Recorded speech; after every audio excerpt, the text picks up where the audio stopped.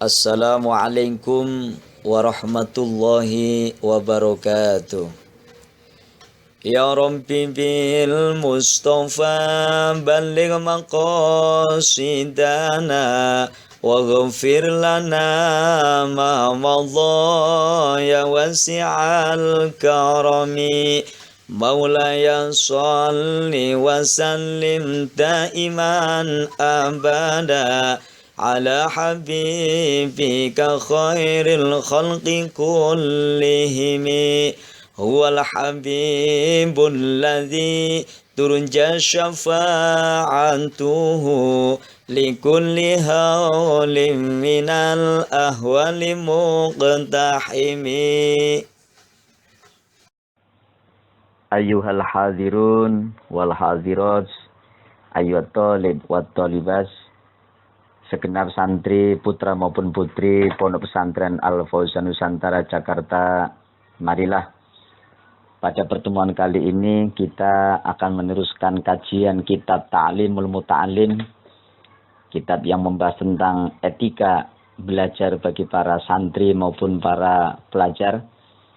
Namun marilah sebelum kita mengkaji kitab ini, kita memberikan atau hadiah Fatihah kepada musonirnya. Mudah-mudahan ilmu yang kita kaji senantiasa mendapatkan ilmu yang manfaat dan barokah.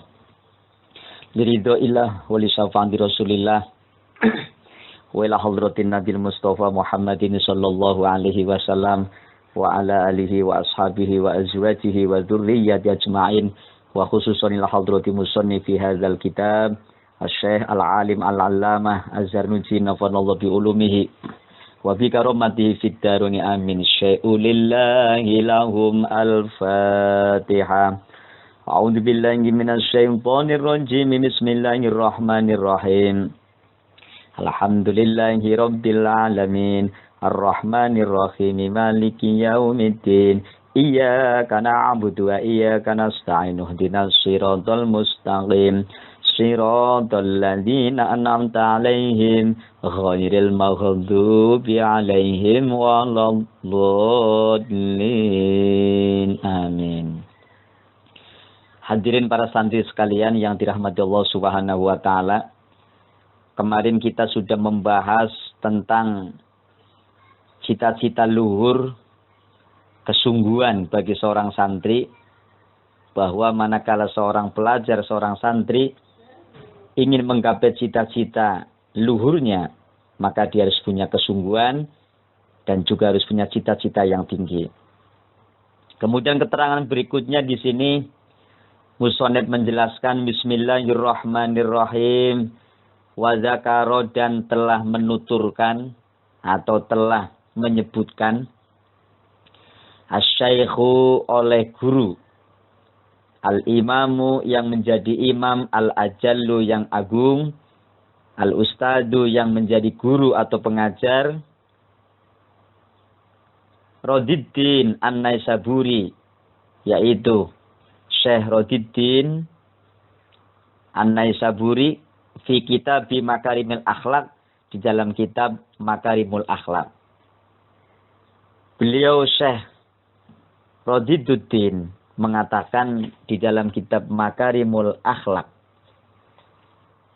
bahwa An-Dzal Qarnaini, sesungguhnya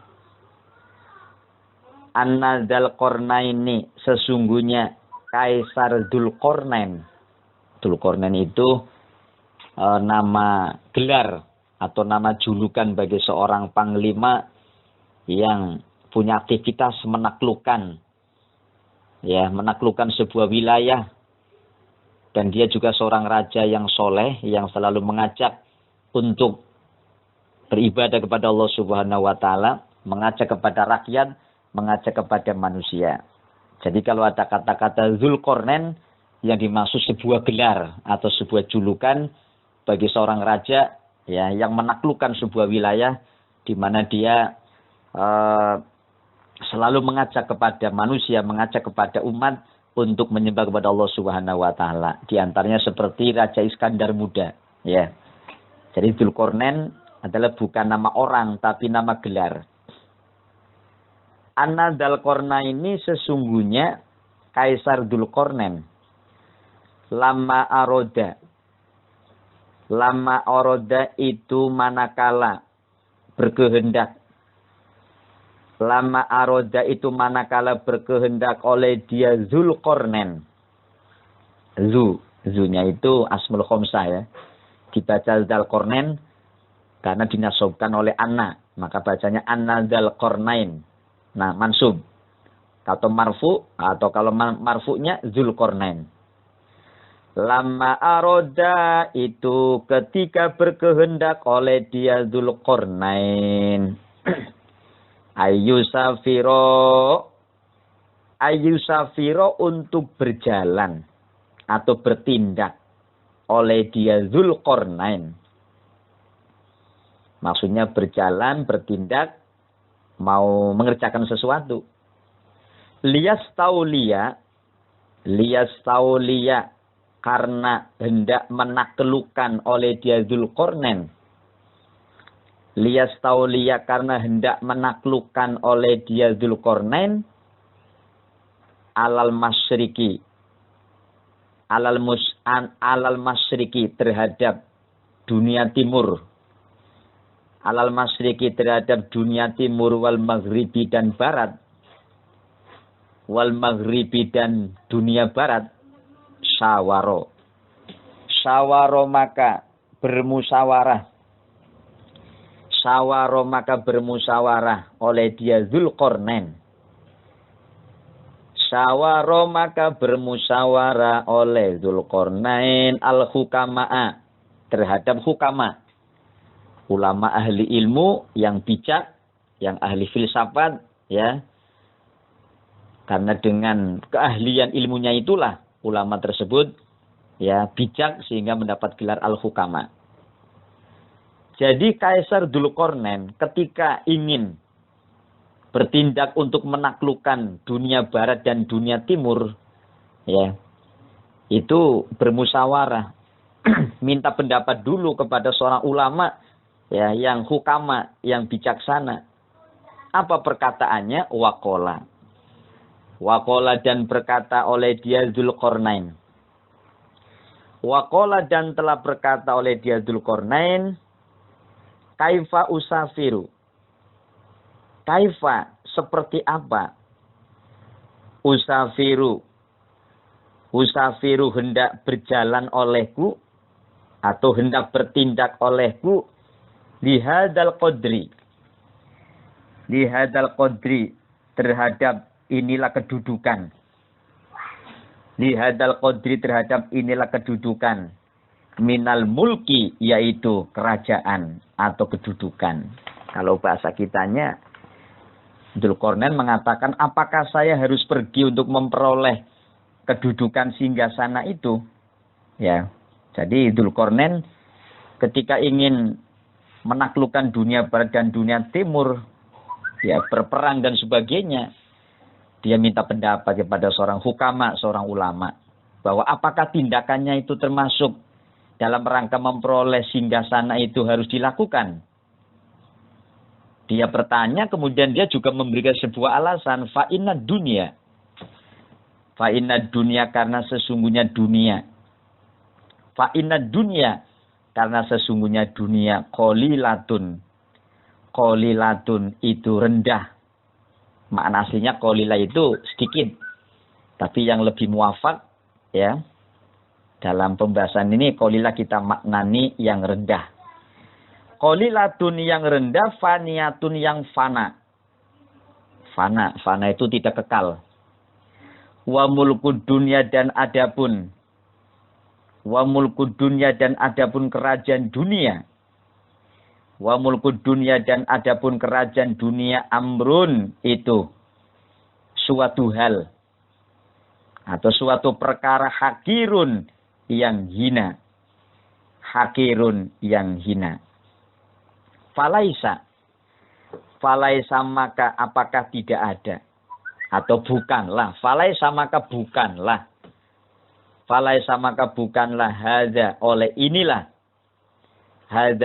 inilah safaro atau tindakan di atas min uluwil himmati min uluwil himmati, itu sebagian dari cita-cita yang luhur. Min uluwil himmati, itu sebagian dari cita-cita yang luhur. Dzulqarnain berkata kepada hukama, wahai hukama, wahai ulama yang bijaksana, ya, apakah tindakan saya ingin menguasai dunia barat dan dunia timur, ya, itu termasuk tindakan, ini ada tindakan yang harus saya kerjakan, padahal dunia itu adalah sesuatu yang rendah dan fana. Kemudian kerajaan dunia itu merupakan kerajaan yang hina. Falaysa hadza min uluwil himmah. Apakah cita-cita ini, ya, bukanlah sesuatu yang atau keinginan ini apakah harus saya turuti? Saya ingin menguasai dunia, ya, dari belahan barat maupun sampai belahan timur. Tapi kan ini merupakan kekuasaan dunia, ya. Apakah ini cita-cita yang baik, ya? Jadi Dzulqarnain bertanya, tetapi dia sendiri tahu bahwa dunia itu adalah sesuatu yang fana, sesuatu yang hina dan sebagainya. Faqala, maka menjawab al-hukama'u oleh ulama ahli hukama, ahli hikmah, ahli yang bijaksana.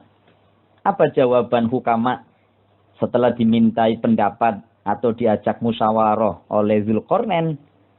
Beliau mengatakan, Safir, pergilah Tuan, kalau bahasa kitanya, Safir, pergilah Tuan, atau pergilah olehmu. Safir, pergilah Tuan, liyahsula, agar memperoleh, laka bagimu mulkud dunia oleh kerajaan dunia, wal akhirati, dan akhirat. Kata hukama, pergilah Tuan demi memperoleh kerajaan dunia dan akhirat. Jadi tidak masalah Tuan, walaupun engkau ingin menaklukkan dunia dari ujung barat maupun sampai ujung timur, ya, itu baik. Karena apa? Dengan melalui kekuasaannya itulah, manakala tujuan akhirnya adalah untuk akhirat, tidak masalah. Jadi demi memperoleh kerajaan dunia dan akhirat nggak masalah. Karena sesuatu yang berhubungan dengan akhirat itu perlu didukung dengan kekuasaan dunia. Ya nggak jauh beda dengan zaman sekarang.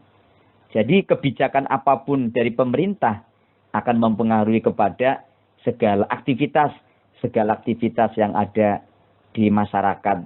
Ya, kalau pemimpinnya adalah orang yang baik, di sini kan Dzulqarnain adalah seorang raja yang soleh, yang selalu mengajak beribadah kepada Allah Subhanahu wa Ta'ala.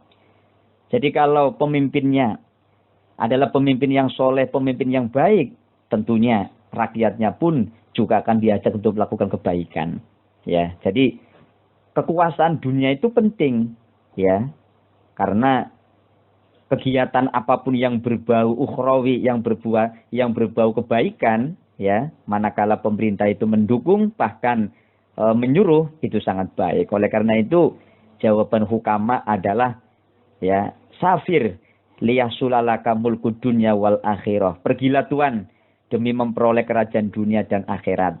Apa jawaban Kaisar Dzulqarnain? Hadza adapun inilah. Safir liyahsula ikhlakhirihi. Maksudnya adapun inilah jawaban disuruh pergi, ya. Hadza adapun inilah safir liyahsula laka mulkud dunya hasanun. Itu sesuatu yang baik. Jadi kalau kata Dzulqarnain bahwa ini adalah jawaban yang baik, jawaban yang bijaksana. Karena ingin menggapai dunia, ya, tanpa dilarang. Karena apa? Dalam rangka juga untuk menuju atau memperoleh, menghasilkan tujuan akhirat. Allah telah bersabda, Rasulullah oleh Kanjeng Rasul sallallahu alaihi wasallam, Innallaha sesungguhnya Allah yuhibbu itu cinta, senang oleh dia Allah. Yuhibbu itu senang atau cinta oleh dia Allah. ma'aliyal umuri, terhadap perkara-perkara yang luhur. Ma'aliyal umuri, terhadap perkara-perkara yang luhur. Wayakrahu, dan benci. Wayakrahu, dan benci oleh Allah. Safaha, terhadap kehinaan-kehinaannya umur. Safaha, terhadap kehinaan-kehinaannya umur.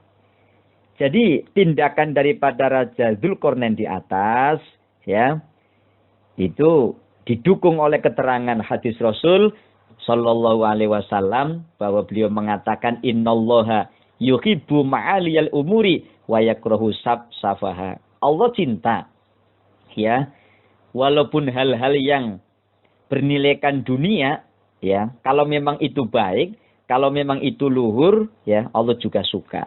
Dan sebaliknya, Allah akan membenci, ya, kepada hal-hal sesuatu yang berbau hina. Jadi walaupun kelihatannya duniawiyah, kekuasaan itu adalah keduniaan, tapi kalau tujuannya baik untuk mencapai nilai akhirat, ya nggak masalah. Jadi seperti analogikanya seperti beribadah itu ada dua macam. Ada ibadah mahdhah, ada ibadah ghairu mahdhah.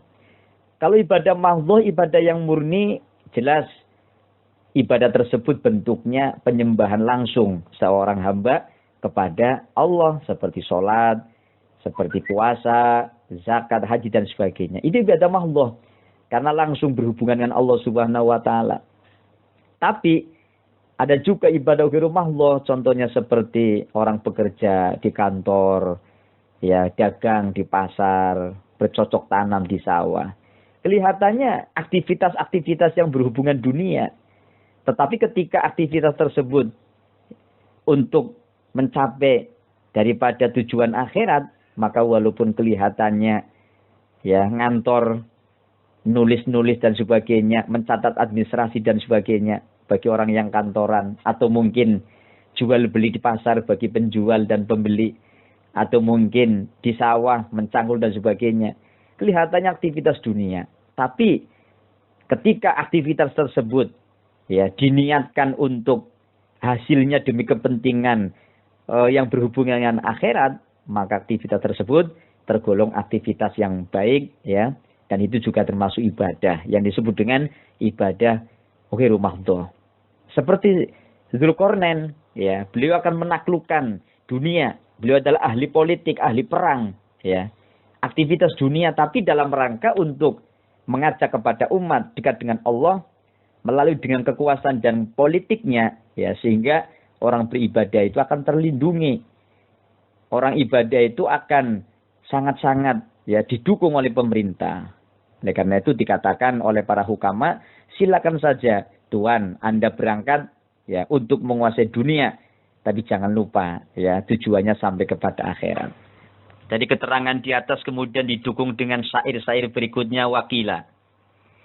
Wakila dan dikatakan, fala ta'jal bi amrika wastadimhu.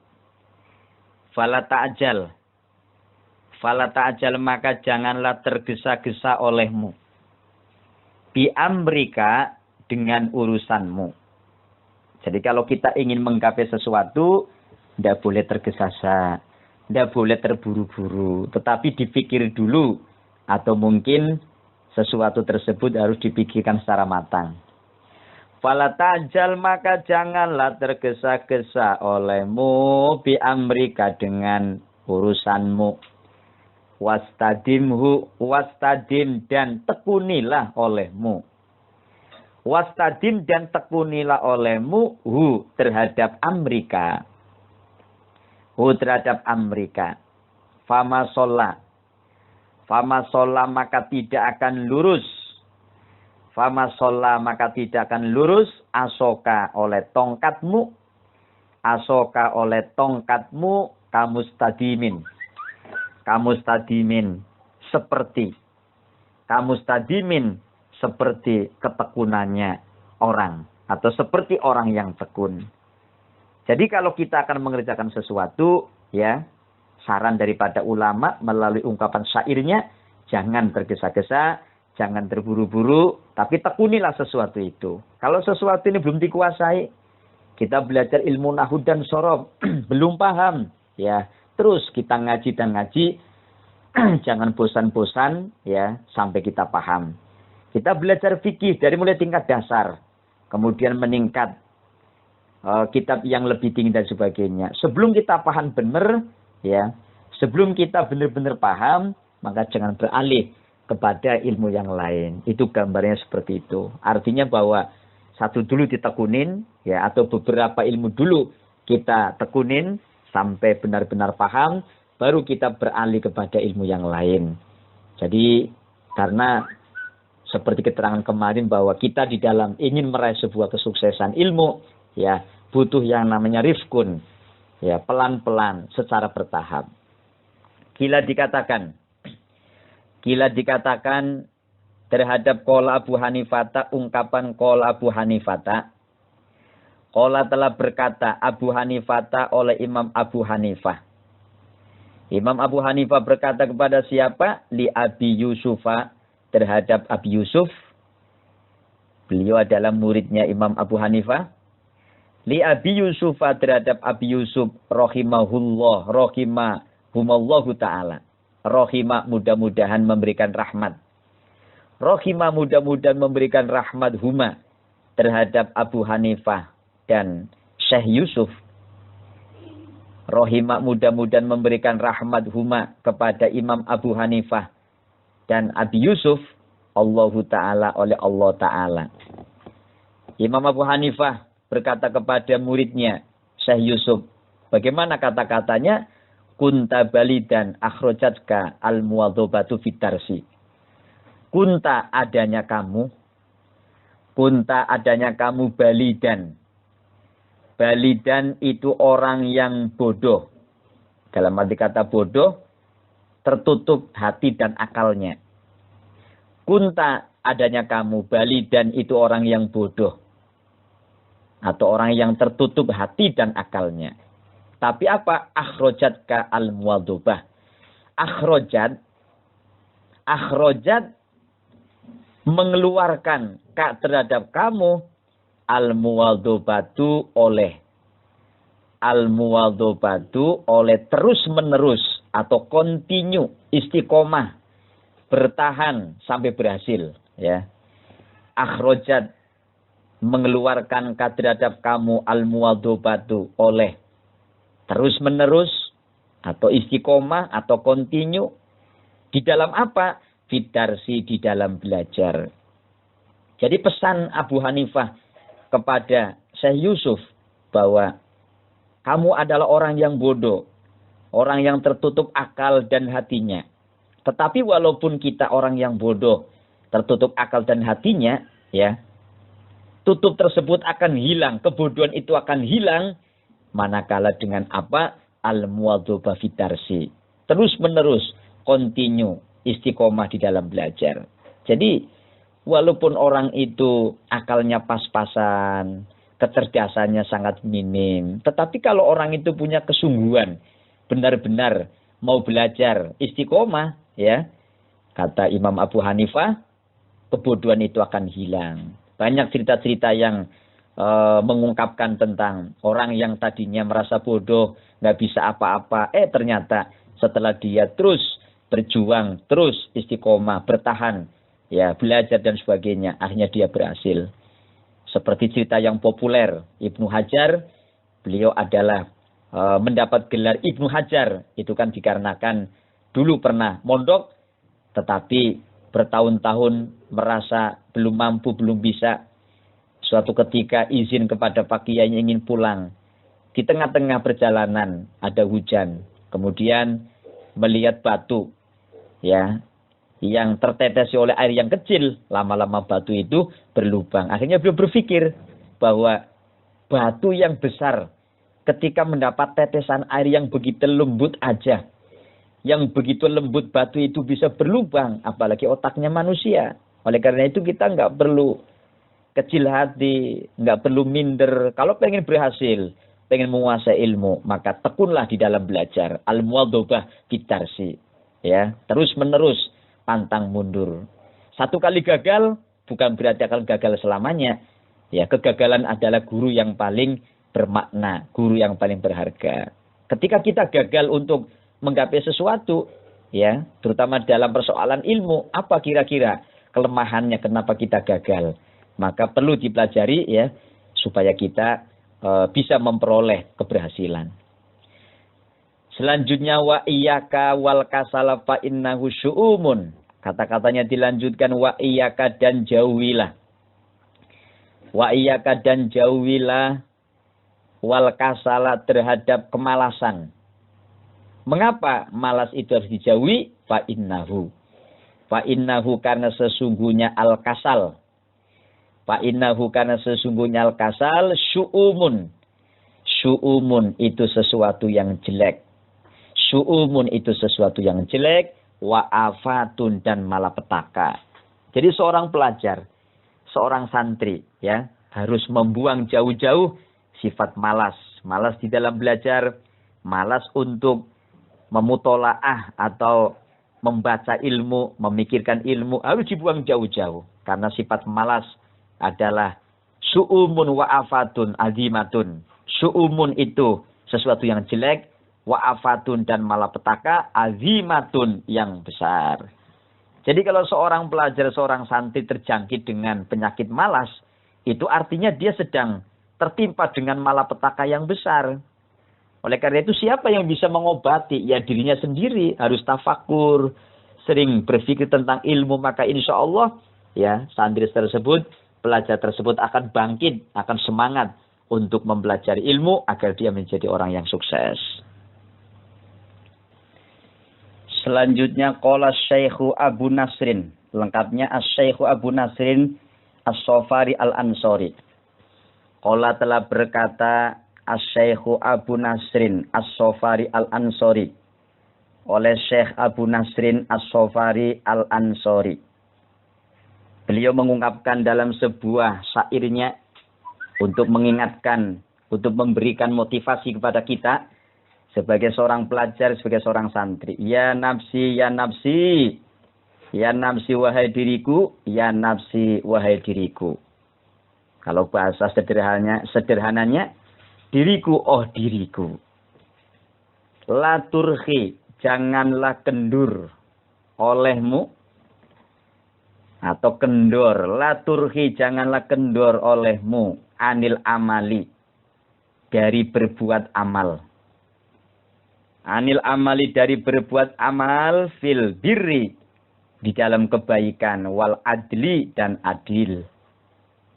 Wal ihsani, dan tekun di dalam kebaikan. Wal ihsani, dan tekun di dalam kebaikan. Fi mahlin, di dalam perlahan-lahan. Beliau Syekh Abu Nasrin mengingatkan dirinya, wahai diriku, janganlah kau kendor ya untuk berbuat amal yang baik, berbuat adil dan berbuat kebaikan, tapi tentunya dengan cara pelan-pelan. Wa kullu dzi amalin, sebab apa? Wa kullu dzi amalin, dan adapun tiap-tiap orang yang memiliki amal. Wa kullu dzi amalin, dan adapun tiap-tiap orang yang memiliki amal. Fil khairi, di dalam kebaikan. Fil khairi, di dalam kebaikan. Muhtabatun, muhtabatun itu ingin ditiru. Muhtabatun iku atau itu ingin ditiru. Wa fi balain, dan itu di dalam cobaan. Wa fi balain, dan itu di dalam cobaan. Wa syu'umin, dan kejelekan. Wa syu'umin, dan kejelekan. Kullu dzi kasalin. Kullu dzi kasalin, adapun tiap-tiap orang yang memiliki kemalasan. Kullu dzi kasalin, adapun tiap-tiap orang yang memiliki kemalasan. Bahasa lebih jelasnya, wa kullu dzi amalin fil khairi muhtabadun. Setiap orang yang mempunyai amal baik itu ingin ditiru. wa fi bala'in wa syu'umin kullu dzikasalin, dan setiap pemalas akan memperoleh cobaan dan kejelekan. Jadi kata beliau Syaikh Nasr bahwa orang ketika berbuat baik tentunya ingin dicontoh kepada orang lain, karena membuat contoh baik kepada orang lain juga termasuk perbuatan yang baik, perbuatan yang bisa mendatangkan pahala. Tapi sebaliknya, bahwa setiap pemalas ya akan memperoleh cobaan dan kejelekan. Jadi orang yang malas belajar maka akan dicoba akan diuji ya dengan adanya kebodohan atau tidak berhasil di dalam ilmu. Kata beliau begitu. Qala telah berkata al-musannifu oleh musannif pengarang kitab, wa qad ittafaqa dan benar-benar cocok atau selaras, wa qad ittafaqa dan benar-benar cocok atau selaras li bagiku fi hadal makna, di dalam inilah makna. Kata musannif bahwa syair ini ya cocok juga atau sependapat denganku. Bagaimana syairnya? Da'i nafsi at-takasula. Da'i tinggalkanlah. Da'i tinggalkanlah nafsi wahai diriku. Da'i tinggalkanlah nafsi wahai diriku at-takasula. Ya, terhadap bermalas-malasan. At-takasula terhadap bermalas-malasan, wattawani dan menunda-nunda. Wattawani dan menunda-nunda. Wa illa dan apabila tidak meninggalkan. Wa illa dan apabila tidak meninggalkan fa'asbiti. Fa'asbiti maka tetaplah olehmu. Fa'asbiti maka tetaplah olehmu. Fi dzil hawani di dalam orang yang memiliki kehinaan. Jadi orang kalau selalu punya penyakit kemalasan ya, maka bersiap-siap saja dia itu akan menjadi orang yang hina. Makanya ya musannif cocok dengan syair ini bahwa memang kita harus membuang kemalasan. Bersiap-siap saja kalau kita memelihara atau membiarkan yang namanya takasul atau bermalas-malasan, maka orang itu akan mendapatkan kehinaan. Artinya, ya, bermalas-malasan, menunda-nunda sesuatu, ya, itu akan menjadikan orang itu sulit untuk sukses. Ya, jadi sifat malas dan sifat selalu ingin menunda itu memang harus kita hilangkan. Kita harus melawan hawa nafsu. Maka kalau kita ada tugas untuk menekuni ilmu, kalau kita kemudian menunda-nunda, tidak mau belajar, tidak mau menghafal, lama-lama tugas dari gurunya semakin banyak. Nah ini yang akhirnya semakin berat dan semakin berat, akhirnya itu murid, itu santri, ya malas, berat karena melakukan tugas yang begitu banyak. Oleh karena itu, di awal sudah dikatakan bahwa orang belajar itu harus menggunakan sistem bertahap, pelan-pelan, supaya kita tidak merasa berat, sehingga ilmu yang kita pelajari tentunya akan menjadi ilmu yang bermanfaat atau berhasil untuk kita. Falam aro kemudian tidak melihat olehku. Falam aro kemudian tidak melihat olehku lil kasali terhadap orang-orang yang malas. Lil kasali terhadap orang-orang yang malas, al-haddo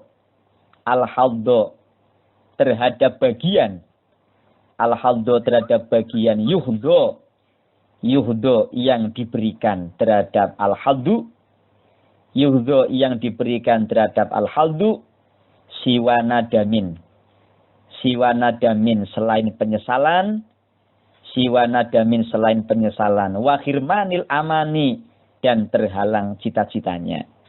Jadi kata beliau ahli syair, beliau mengatakan falam arolil kasali al-haddo yuhdo siwa nadamin wa khirmanil amani. Oleh karena itu aku tidak pernah melihat para pemalas mendapatkan bagian yang dibagi-bagikan selain penyesalan dan terhalang ya dengan cita-citanya. Jadi orang kalau malas, orang suka menunda-nunda suatu tugas ya, maka yang ada adalah penyesalan. sulit untuk menggapai cita-cita. Oleh karena itu, mari kita perangi apa yang disebut dengan sifat malas, ya, menunda sesuatu yang baik, ya. Intinya bahwa kita harus disiplin, harus tekun, harus punya target, ya, apa yang akan kita hasilkan ke depan, sedikit demi sedikit terus dilalui sehingga tidak memberatkan untuk diri kita. Untuk syair berikutnya mengatakan kam min hayain wa kam ajin wa kam nadamin jamma tawallada, atau bahasanya lebih tepat jamin tawallada lil insani min kasalin. Kam min hayain, banyak sekali orang yang merasa malu. Kam min hayain, banyak sekali orang yang merasa malu. Wa kam ajin, dan banyak sekali orang yang merasa lemah. Wakam ajin, dan banyak sekali orang yang merasa lemah. Wakam nadamin, dan tidak berdaya. Wakam nadamin, dan tidak berdaya. Jamin serta menyesal. Jamin serta menyesal. Tawallada muncul. Tawallada muncul atau keluar. Tawallada muncul atau keluar oleh dia. Hayain, ajin, dan nadamin. Lil insani, bagi manusia. Saya ulangi, tawallada yang muncul oleh dia. Mazkur min hayain wa ajin wa nadamin. Maksudnya tawallada ini fa'ilnya sesuatu yang isinya adalah merasa malu, merasa lemah, dan merasa tidak berdaya. Lil insani, bagi manusia, min kasalin.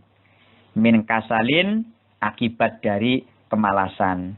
Jadi, banyak sekali orang yang merasa malu, lemah, tak berdaya, serta menyesal.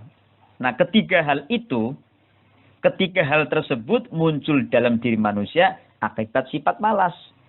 Jadi orang kalau sudah malas belajar, malas untuk menekuni ilmu, lama-lama dia akan timbul yang namanya sifat malu, sifat merasa lemah dan tidak berdaya. Di waktu muda tidak mau mencari ilmu, di waktu muda tidak mau mengaji, tidak mau belajar. Di hari tuanya dia malu dengan kawan-kawannya yang sudah pandai, kawan-kawannya sudah bisa baca Quran, baca kitab, punya ilmu, dia bodoh, ya. Nah, kalau sudah merasa malu, otomatis akan timbul rasa lemah, tidak berdaya. Oleh karena itu, sebelum ya kita terjangkit hal seperti itu, maka di waktu muda mari kita belajar ilmu yang sungguh-sungguh, yang semangat. Jadi, timbulnya seseorang memiliki rasa malu, merasa lemah dan tidak berdaya, tidak punya kemampuan apa-apa, itu disebabkan adalah min kasalin. Karena orang tersebut tadinya itu malas untuk belajar. Oleh karena itu, iyaka jauhilah an kasalin, dari sifat malas. An kasalin, dari sifat malas, fil bahsi, di dalam meneliti perkara.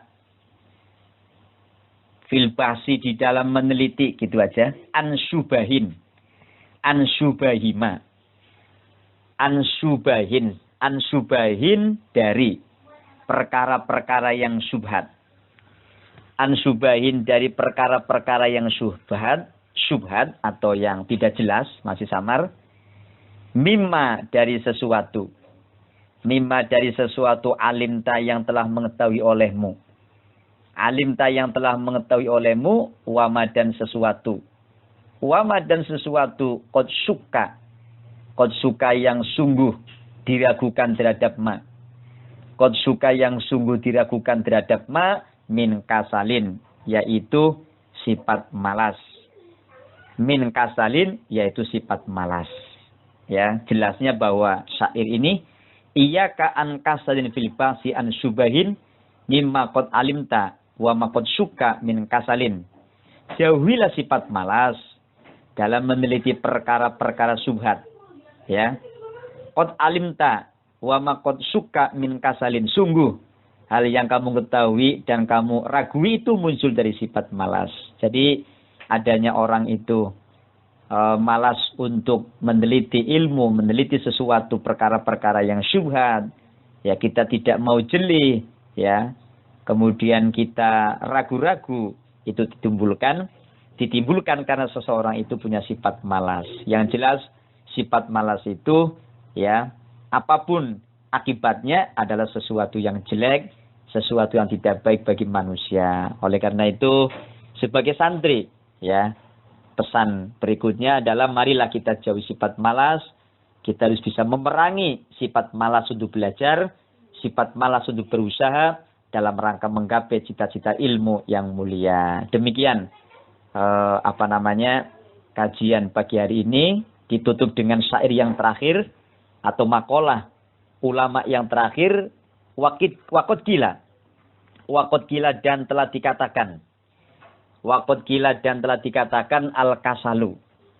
Al-kasalu adapun sifat malas, ini perlu dicatat, perlu diingat-ingat, al-kasalu atau al-kaslu. Boleh bacanya al-kaslu, boleh al-kasalu. Al-kasalu adapun sifat malas min qillati ta'ammuli. Min qillati ta'ammuli. Itu dari jarangnya mengangan-angan. Kilah itu sedikit atau jarang. Min qillati ta'ammuli, dari jarangnya berangan-angan fi manaqibil ilmi, di dalam agungnya ilmu.